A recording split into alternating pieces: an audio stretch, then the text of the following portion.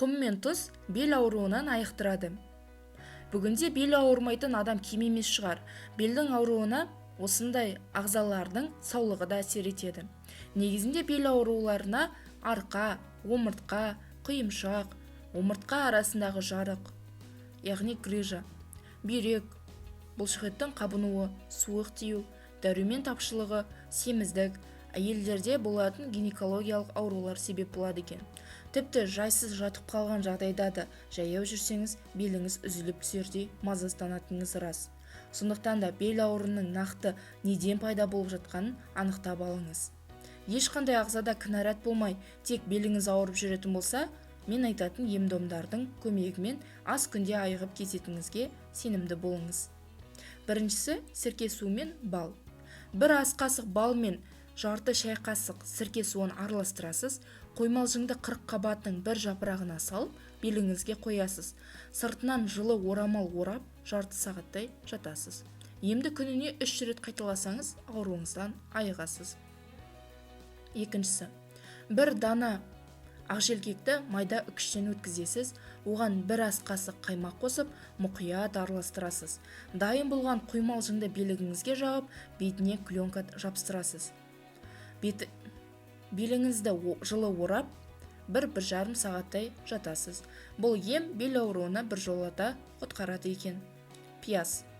Бір дана ірі пиязды блендермен майдалап аласыз, оны беліңізге жағып, сыртынан жылы орайсыз. Осылайша таңға дейін жатсаңыз, ауруыңызды түбегейлі естен шығарасыз. Қыша бұлауы, яғни горчица. 200 грамм қыша ұнтағын ыстық су толтырылған ваннаға салып араластырасыз.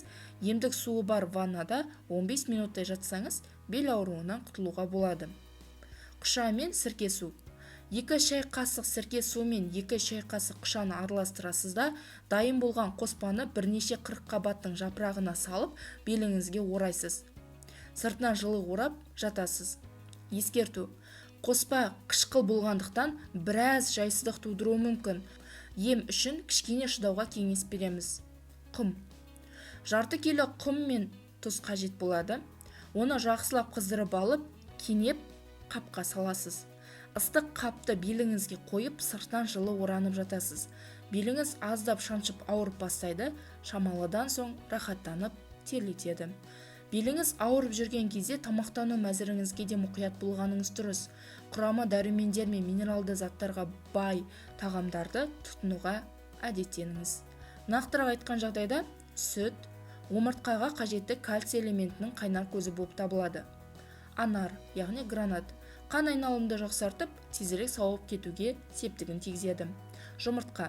Омыртқа аралық дисктің жұмысын жақсартып, бұлшықетті қатайтады. Қызылша жүйке жүйесін тынықтандырады.